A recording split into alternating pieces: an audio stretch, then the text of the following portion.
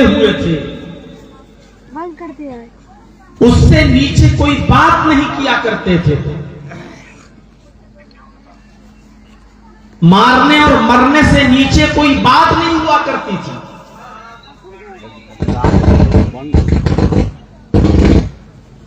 एक कबीले में रहने वाले, बिरादरी में रहने वाले एक आदमी की बकरी घास चरते चरते दूसरे बिरादरी के आदमी के खेत में चली गई। बस होता है, हमारे खेत में आपके जानवर आ गए, आपके खेत में हमारे जानवर चले गए। जानवर ही तो हैं, लेकिन इतनी सी बात को लेकर मुहम्मदुर रसूलुल्लाह सल्लल्लाहु अलैहि वसल्लम के आने से पहले इतनी सी बात को लेकर झगड़ा होता है कि तेरी बकरी मेरे खेत में कैसे आ गई। उस आदमी ने कहा बकरी है, चली गई तो क्या हो गया। इसी को लेकर कहा सुनी हुई, और दोनों बिरादरी में, दोनों कबीलों में, दोनों खानदानों में जब लड़ाई शुरू होती है, जंग शुरू होती है, तो आप आश्चर्य करेंगे, ताज्जुब करेंगे। ये लड़ाई, ये जंग 27 साल तक चलती रही, 27 ईयर्स।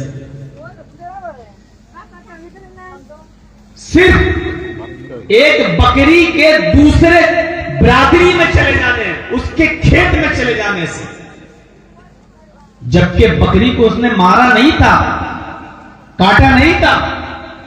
ये जंग 27 साल तक चलती है, ये युद्ध, ये वार। और दोनों तरफ से जब मरने वालों की गिनती को काउंट किया गया, जब शुमार किया गया, जब गिना गया कि 27 साल में कितने लोग मरे, जब उनकी गिनती गिनी गई तो पता चला कि 40,000 लोग दोनों तरफ से मारे जा चुके हैं, सिर्फ एक बकरी के दूसरे बिरादरी के खेत में चले जाने की वजह से। 40,000 लोग मर चुके, 27 साल तक जंग हुई और फिर भी झगड़ा खत्म नहीं। उसके बाद जब अल्लाह के नबी जनाब मोहम्मद रसूलुल्लाह सल्लल्लाहु अलैहि वसल्लम आए और भाईचारे का दर्स दिया, सबक दिया, पाठ पढ़ाया, और सब आपस में भाई भाई हो गए।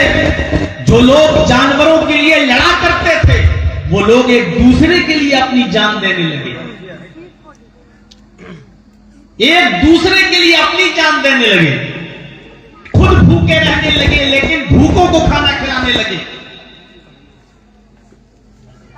मेहमानों की इज्जत इतनी करने लगे कि एक ही आदमी का खाना है तो खुद चिराग बुझा दिया करते थे, मुंह सिर्फ चलाते थे और मेहमान को खिलाते थे।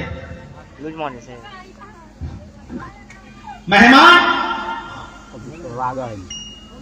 खाता था और मेजबान सिर्फ मुंह चलाता था, अंधेरा कर देता था, ताकि मेहमान को ये लगे कि ये भी मेरे साथ खा रहा है। ऐसा बना दिया मोहम्मद रसूलुल्लाह सल्लल्लाहु अलैहि वसल्लम ने। कुरान उसी दौर को याद दिलाता है, इस कुंतुम अदाअन, कि तुम आपस में एक दूसरे के दुश्मन थे, तुम आपस में एक दूसरे के शत्रु थे, तुम आपस में एक दूसरे के हरीफ थे, एक दूसरे की गर्दनें काटा करते थे। वअल्लफ़ बैन क़ुलूबिकुम, तो अल्लाह तबारक व तआला ने तुम्हारे दिलों में प्रेम डाल दिया, मोहब्बत डाल दी, उल्फत तुम्हारे दिलों में डाल दी। फ़अल्लफ़ बैन क़ुलूबिकुम, अल्लाह ने तुम्हारे दिलों में मोहब्बत उल्फत पैदा कर दी। फ़अस्बहतुम बिनिअमतिही इख़वाना, तो तुम अल्लाह की उस नेमत के जरिए, यानी इस्लाम के जरिए तुम आपस में भाई भाई हो गए। इस नेमत का जिक्र किया है इस्लाम। तो ये इस्लाम बहुत बड़ी नेमत है जो हमें और आपको मिला है। हम उसकी कदर न करें वो एक अलग चीज है। हम इस इस्लाम के कायद और सुपर लीडर जनाबे मोहम्मद रसूलुल्लाह सल्लल्लाहु अलैहि वसल्लम की कदर न करें, आपकी हदीस की कदर न करें, आपकी शरीयत की कदर न करें, वो एक अलग बात है।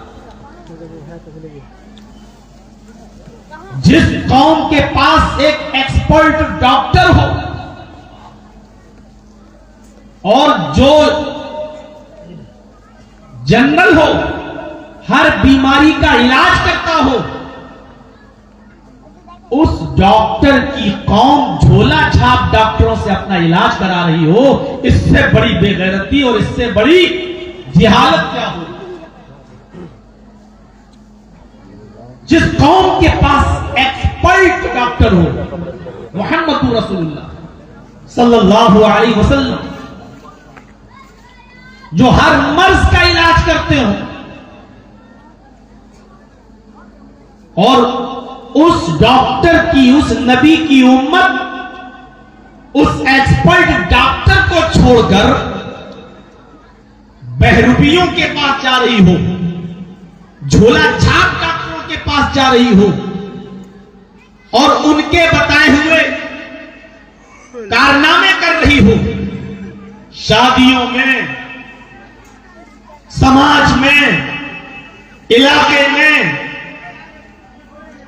तो उससे बड़ी जाहिल कौम फिर कौन हो सकती है?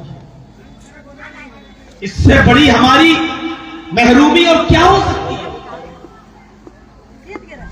हम पैटेंट इलाज छोड़कर डुप्लीकेट इलाज के पीछे भाग रहे। वमन यब्तगी गैरल इस्लामी दीनन फलन युक़बल मिन्हु, इस्लाम को छोड़कर अगर कोई दूसरा दीन तुम तलाश करोगे, कोई दूसरा रास्ता तुम अपनाओगे, कोई दूसरा दीन तुम एक्सेप्ट करोगे, फलन युक़बल मिन्हु, तो वो रिजेक्ट कर दिया जाएगा, वो कबूल नहीं किया जाएगा। अल्लाह ने साफ कह दिया, इस्लाम को छोड़कर अगर कोई दूसरा दीन तलाश करोगे तो वो एक्सेप्ट नहीं होगा, वो कबूल ही नहीं है। वह हुआ फिल आखिरति मिनल खासिरीन, और आखिरत के अंदर वो आदमी नुकसान उठाने वालों में से होगा। इस्लाम को छोड़कर कोई दूसरा दीन अगर कोई मानता है तो वो नुकसान उठाएगा कयामत के दिन, आखिरत के अंदर। इस्लाम को अल्लाह ने इतना पसंद क्यों किया कि उसने ये कह दिया कि इस्लाम को छोड़कर कोई दूसरा दीन तलाश करोगे तो कबूल नहीं किया जाएगा। इन्नद्दीना इंदल्लाहिल इस्लाम, इसलिए कि अल्लाह की नजर में, अल्लाह के नजदीक इस्लाम से बेहतर कोई मजहब नहीं है। सबसे पसंदीदा दीन इस्लाम है, और यही इस्लाम अल्लाह ताला ने मुकम्मल कर दिया था मोहम्मद रसूलुल्लाह सल्लल्लाहु अलैहि वसल्लम के जमाने में नबी अकरम के ऊपर। हज्जतुल विदा की खुतबे के बाद कुरान की आयत नाजिल होती है। अल्लाह ताला ने नबी अकरम सल्लल्लाहु अलैहि वसल्लम पर यह आयत नाजिल फरमाकर फरमा दिया कि अब इस्लाम कंप्लीट हो गया है। अल-यौमा अकमलतु लकुम दीनकुम व अतममतु अलैकुम निअमती व रज़ीतु लकुमुल इस्लाम दीना। ऐ मोहम्मद सल्लल्लाहु अलैहि वसल्लम, आज मैंने तुम्हारे लिए तुम्हारे दीन को, इस्लाम को मुकम्मल कर दिया, कंप्लीट कर दिया।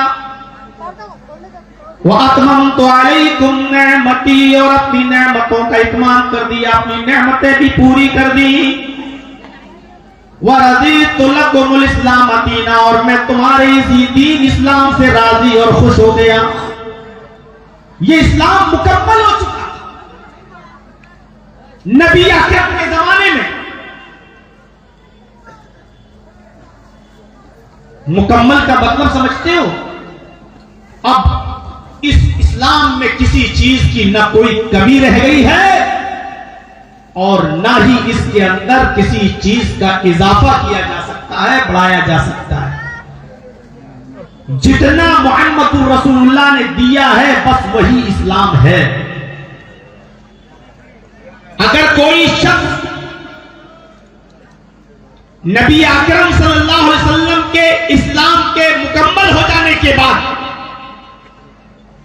यह कहता है कि नहीं, यह काम भी दीन है और अल्लाह के रसूल ने वो हमें नहीं दिया है, तो समझ लो कि वो आदमी अकीदा रखता है फकद ज़अमा अन्नहु मुहम्मद कद खाना रिसाला, उसका यह अकीदा है कि मोहम्मद रसूलुल्लाह ने इस दीन के साथ चोरी की।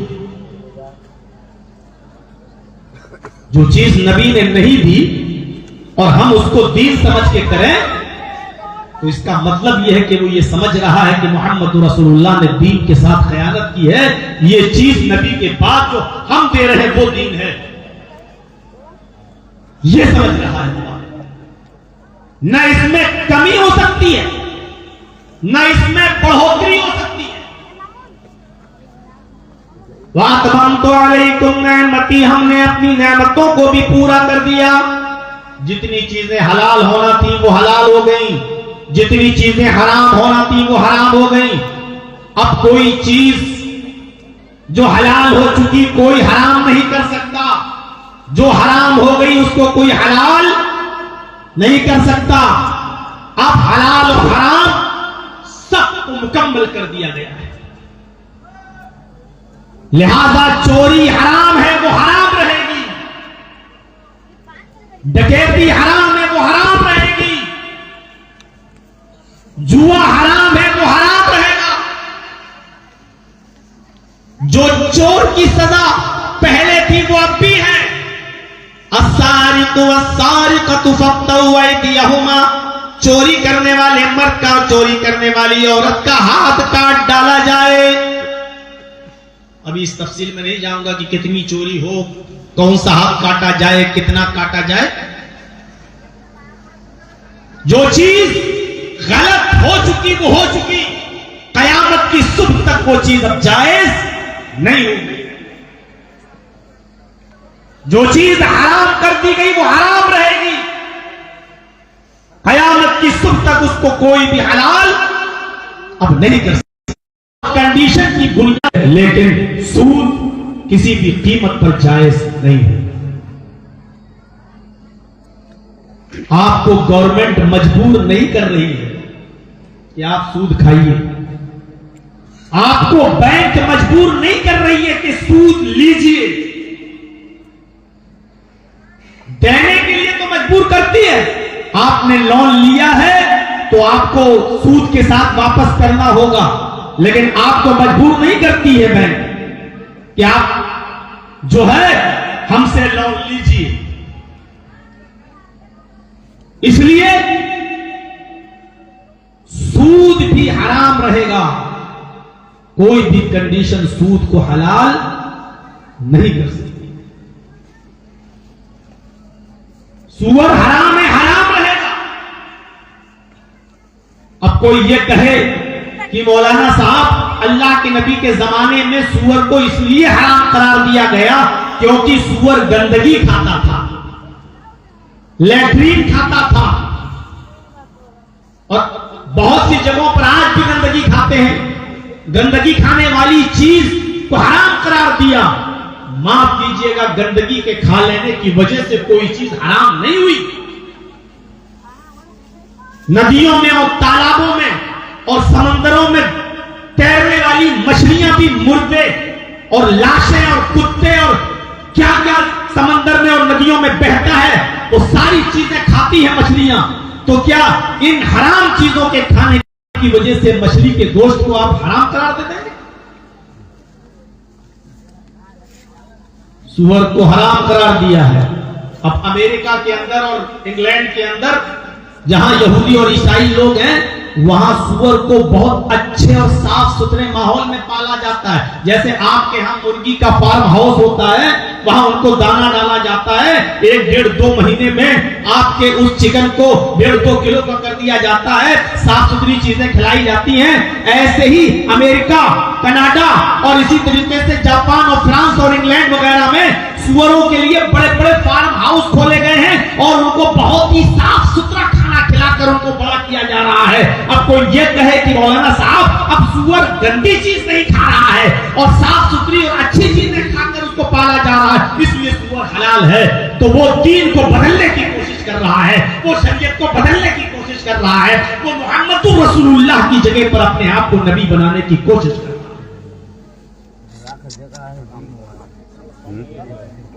हराम ही रहेगा, चाहे वो जमजम का पानी क्यों ना पीता हो। और चाहे वो जन्नत से उतरा हुआ मन्नो सलवा क्यों ना खाता, वो हराम ही रहे। वअतममतु अलैकुम निअमती, और हमने अपनी नेमतों का इत्माम कर दिया। वरदीतु लकुमुल इस्लाम दीना, और मैं तुम्हारे इसी दीन इस्लाम से राजी और खुश हो गया। मुकम्मल हो चुका है दीन, अब कोई ना इसमें कमी कर सकता है और ना कोई इसके अंदर ज्यादती कर सकता है। कमी करने वाला भी मुजरिम, ज्यादती करने वाला भी मुजरिम। या अय्युहल्लज़ीना आमनु दुखुलू फिस्सिल्मि काफ़्फ़ा, ईमान वालों तुम इस्लाम के अंदर पूरे के पूरे दाखिल हो जाओ। ये इस्लाम पूरे के पूरे दाखिल हो जाओ। इस्लाम कोई किराना मर्चेंट की दुकान नहीं है, जो चीजें पसंद आए वो ले लो, जो चीजें पसंद ना आए उसको छोड़ दो। आप किसी दुकान पे जाते हैं, हाँ ये दे दो, हाँ ये पसंद ये दे दो, जो चीज पसंद नहीं आ रही उसको आपने नहीं लिया।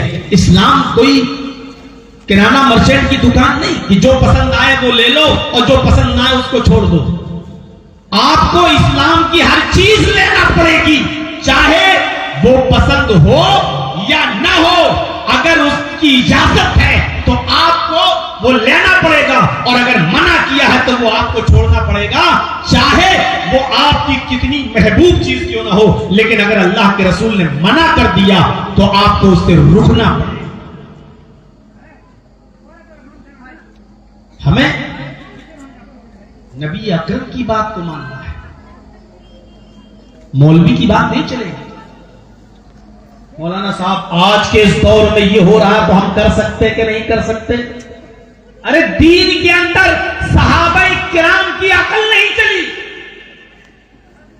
सुने हैं ना, बुखारी शरीफ के अंदर वाकया आया है कि एक मर्तबा सफर कर रहे थे हजरत उमर फारूक रज़ियल्लाहु ताला अन्हु और हजरत अम्मार इब्न यासिर।